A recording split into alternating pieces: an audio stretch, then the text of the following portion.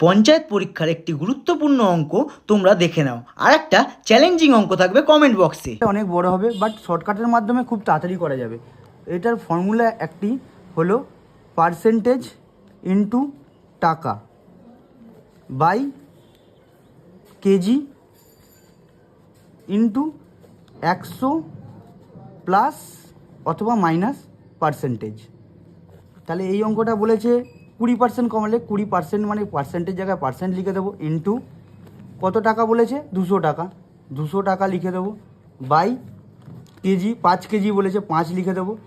এটা যেহেতু কমছে, কমালে বলেছে, তার জন্য 100 মাইনাস 20।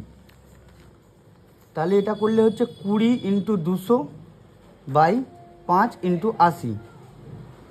এটা কেটে যাবে, 4 4 5 20, 5 দিয়ে কাটলে 10, এটা হচ্ছে 10। তাহলে প্রকৃত মূল্য হলো 10 টাকা, বা এটা আসল দাম।